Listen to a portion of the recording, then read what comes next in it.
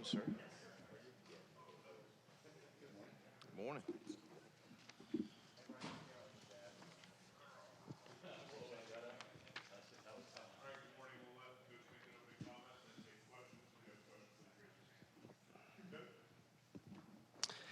I'm excited to sit here with the SEC win for sure. I'm proud of the improvement that I thought our kids showed and the job our staff did, and I think it's a direct reflection of accountability to little things that are trying to instill in the way we operate on a daily basis here, and it's good to see them have success on the field, and hopefully we can grow from that. So thankful it was a solid game for sure.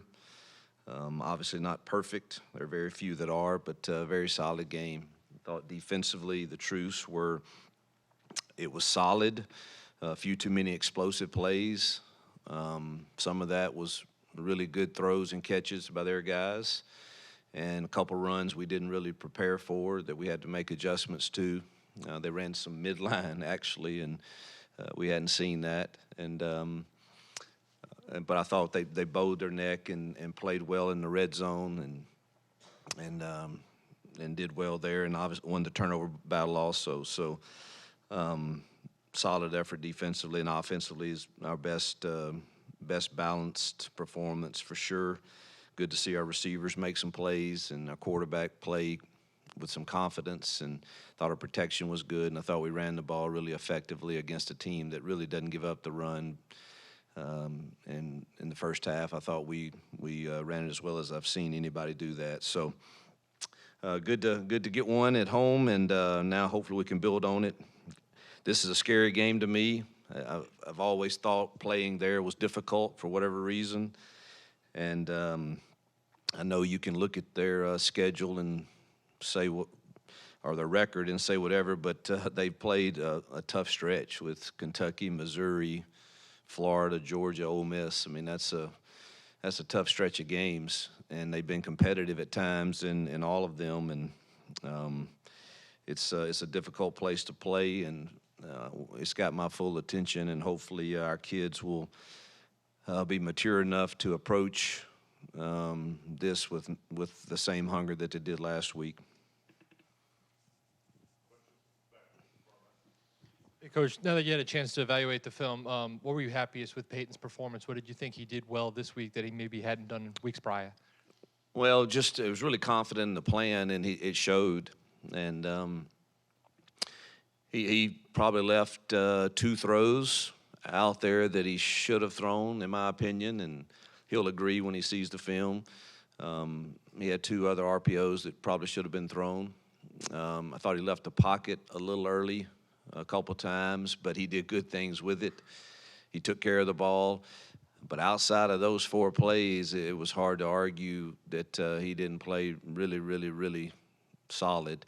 Had a one ball that, I mean, was a little high, but should have been, we got to catch those too. And I thought he played really solid, really confidently, and I thought our kids responded to that around him well. What did you see from the receivers in this game against Mississippi State where they were able to kind of get open, make some plays, and help out Peyton Thorne, who seemed to be probably the most comfortable he's been in a Power 5 game? Well, we protected him the best that we have. That makes a huge difference. And, basically we said we're going to go back to, what I'm used to, and we're going to play with some tempo, and we're going to take our shots when we get them, and we're going to see if you guys, rise to the occasion. And in a lot of cases they did, and we've got to continue to improve. There's still some sloppy things on there with releases and correct stems, but the good thing is you can really teach hard off of games after you've won, and say we can be better, guys. It was pretty good, but man, we can really improve this a lot. But it was really good to see our receivers get some confidence and make some plays. But I think just simplifying down where we can play a little freer and faster, it was really beneficial. Here I got 2 kind of unrelated questions, if that's okay. The first one is what Alex McPherson, is that the proper pronunciation? What he's meant to you. I mean, the guy that's just almost doesn't miss or hasn't missed. Well, I should have said that in my opening. I thought our special teams, outside the penalty and the muffed kick that cost us a little field position, I thought our field goal unit was on point, and I thought our punting unit, the job Oscar and them did to quick snap some of those deep kicks and still have them have to go 50, 60 yards in the situations we were in there in the second half. I thought they both did a great job. Are you completely comfortable when Alex goes out there that he's going? Yeah, I mean, I coach him, so I take credit for him. No, I wouldn't know what to tell him. That comes from genetics, I think, and his genes. But I'm extremely comfortable. I think on these next few road games, he plays a huge role in getting points when we get in field position. My other question is what Ron Roberts has meant is I mean, with a defense without much depth. Yeah, he's. How y'all know to hold people down? Well, he's one of the best in the nation of calling a game. You know, I think we all have strengths, we all have weaknesses, and you want to play to your strengths. And one of his strengths is definitely game day, calling a football game from a defensive perspective and making adjustments within his system. I think he's really, really gifted at that. Hugh, we saw Caleb obviously make that first catch of the game, and we've seen him more here the last few weeks, lining up out wide sometimes too. Just how much have you seen him kind of grow as the season's gone on and become kind of more reliable player for y'all? Yeah, he's earned it. And that's what I want our program to get to is I think we live in a world now where there's just the process of earning something is kind of lacking. And he didn't have it at first, and he kept working and working and working, and you keep putting on tape good things, and good things will come your way, and that's what's happened to him. And you'll keep seeing him, and unless he just shuts it down in practice this week, you'll keep seeing him. Thought we had a shot for him too and he was going to be open, and he got grabbed there. Talk a little more about the play of the offensive line. I noticed that you had different combinations on just about every one of the drives that you were moving the ball well in the first half. Yeah, Jake and I met last week, and I just said I'm convinced that this is going to be better for us. And some of it is, man, listen, Cam Stutz is a warrior who loves Auburn and is giving everything he can, but he's beat up. And it's sad to see that because he would love to go every rep, but, man, you know, he's one of these veterans that we probably need to not make practice tomorrow, seriously, to try to get through the year with him. And Gunnar Britton was beat up some, and so we've got to rotate those guys to hopefully. I mean, it's a long season. We got 4 more games, and we need all of those guys to play significant snaps. And so I think rotating them is in the best interest of us, but to handle all the stuff that State throws at a team the way they did in the first half was really, really remarkable, truthfully. I expected a lot more negative plays than we had, and they protected the quarterback really well, the first half especially. The second half, they made a little adjustment on the way they still did the same thing, but they slowed their backers down and let them play behind the blocks, which was very difficult. And they did much better. We still popped a few runs. Some of that had to do with field position too, and they knew they could do a lot of things. So, but our O-line, I thought, played one of their better games.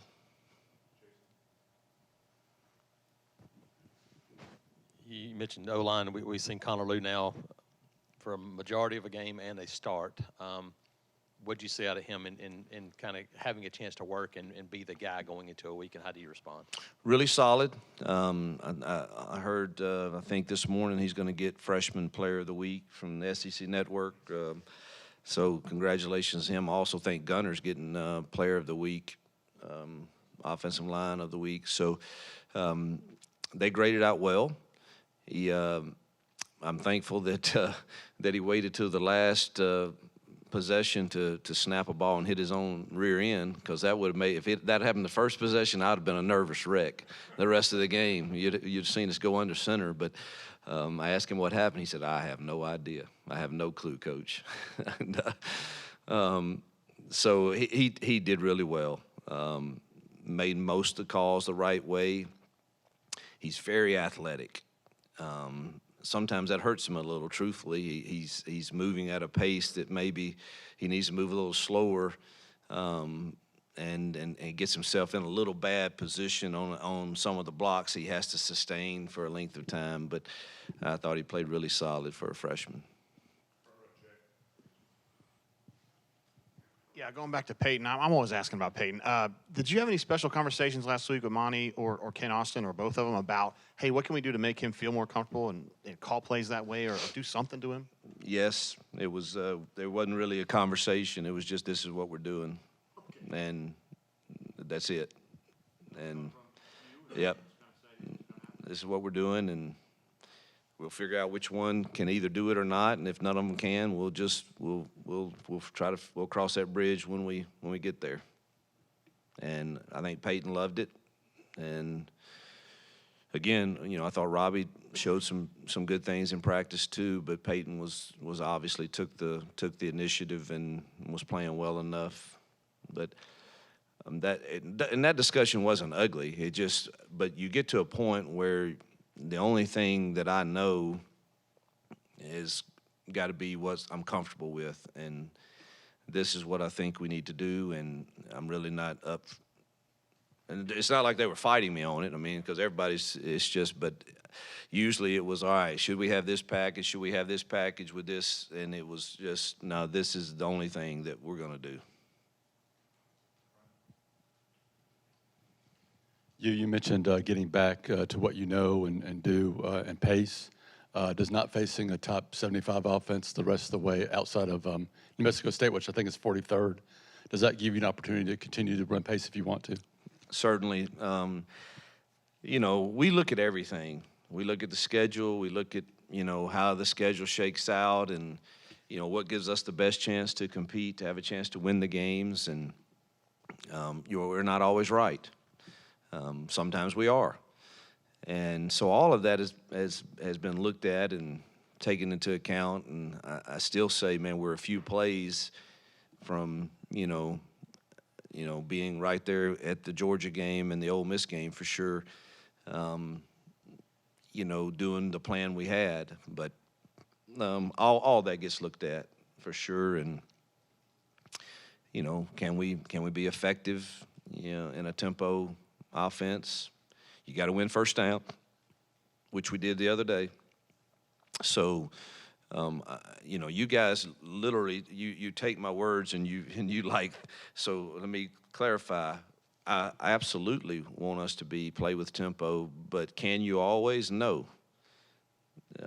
I don't know. I mean, I think Ole Miss goes as fast as anybody, but if you watch our game against them, we did some things that got them out of that slowed them down. And so it's not like I can just walk out there and say, hey, forget it, we're going. That's not very wise.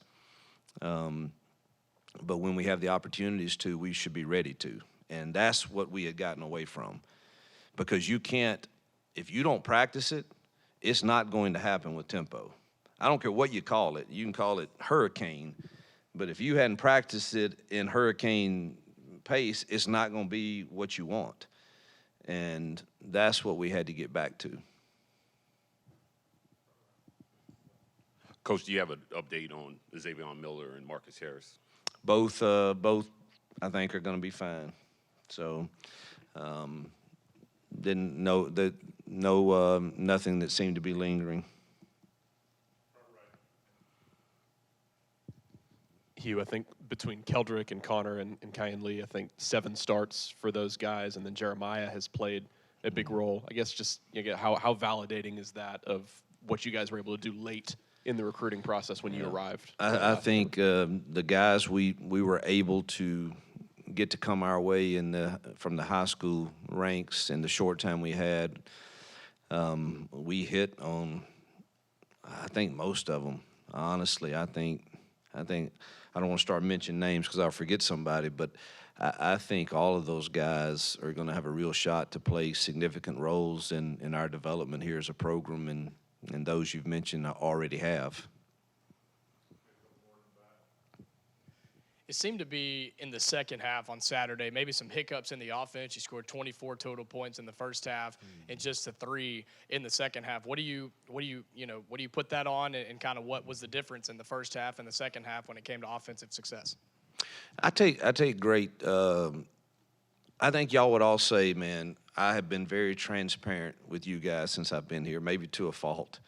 And but I think genuine relationships kind of are like that. And so, will you permit me to be transparent with this, and we can have an honest dialogue about it, okay? I think it's pretty, you guys can say whatever you want, and whether it's opinion, whether it's facts, and I saw many of you, that was your take on it. Do you realize we had 1 possession in the third quarter? All right, what did we do on that? Got points. Pretty good drive. Do you realize in the fourth quarter that we had the football on the -3, the -5, and the -14, 1 possession on the 30 that I punted on 4th and 1. But we were up 2 scores. That's the only possessions we had. We were up 3 scores on one of them, 2 scores on the other, and they're bringing gut cross and superfield missile every play as we're backed up trying to get into the game. So I would love and I was aggressive. I actually threw it for a first down, and we got called for a penalty and back. I threw it 3 times, which is pretty crazy probably. But I would love after this for you to go show me what aggressive looks like on the board, blocking superfield missile and gut cross. I want to know. So absolutely, you guys and ladies that I mean, you just say things and you don't. I mean, that's the facts. So I don't know how to be really more aggressive. That's the possessions we had. That was it. So I would have loved to have had some possessions like we did in the first quarter where we started at the 25 or the 30. But I promise you, I was not going to be aggressive up 2 scores on the 5-yard line or 3-yard line and let something crazy happen and a tip ball and they return it for a touchdown and all of a sudden momentum flips, and that would not be based in good wisdom. Hey, Coach, I know they struggled last week back here, Vanderbilt, but there are times this year they've shown life offensively. I think they scored first against Georgia. Just from an offensive standpoint, what are you dealing with this Saturday up in Vandy? Yeah, I'm impressed with some of the things they do. And I don't know what Swan's status is. I don't really know if he could come back or not, but maybe I'd love to know that. Seals, and then this kid they brought in last week, Taylor, is very athletic. And that receiver is special. Shepard, I think that may be his name. But, man, they make me nervous. You watch the way they competed against Georgia, and particularly at home. I think they're a different team there. And I've been impressed with Clark Lee every time I've been around him. And, they're going to be in the right spot. And they're going to play hard. They're going to do the right things. And if you go up there and you don't get some momentum going your way, I've been there with a really good Ole Miss team now. And it was tough. And so they've got our full attention.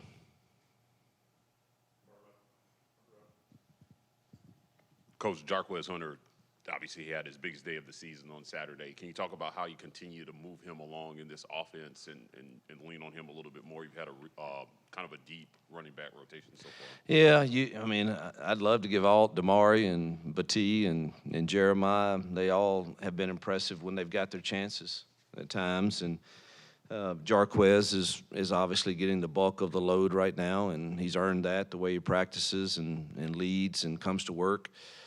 And it's good. Truthfully, we're not designing anything really new. I think we're just getting better He's getting better at being more patient and understanding the blocking. Our line's getting a little better at blocking. We're a little more balanced where the boxes may not be as heavy. And so I think all of that is a combination of why he's seeing more success. You talk about Peyton having more confidence on Saturday in the game plan. Do you feel the same thing from the receivers as well? Because they look like they were, playing with a lot more, I guess, a lot more freedom, like you said, on Saturday. That was our message all week, man. Clear the clouds, clear whatever it is, and let's play fast and free. If we make a mistake, play the next play, and we'll evaluate it. And if you make too many, obviously, we'll have to go another direction. But the game plan's not going to be complicated. You're going to get plenty of reps at it. Now go play loose and free and make some plays when they come your way. And there's no question there was more fun being had. Now you're going to get tested again. We're going to have some game where we have 3 or 4 3-and-outs, and everybody's going to. That's when you really find out how you handle those times. I think is that just tells you who you're really going to be long term in life, and that's what we've got to have from our team. Is, man, let's just keep finding a way, and hopefully that's the way we'll respond. But they had more fun, and obviously we played better. Coach, thank you for your time. Yep, thank you.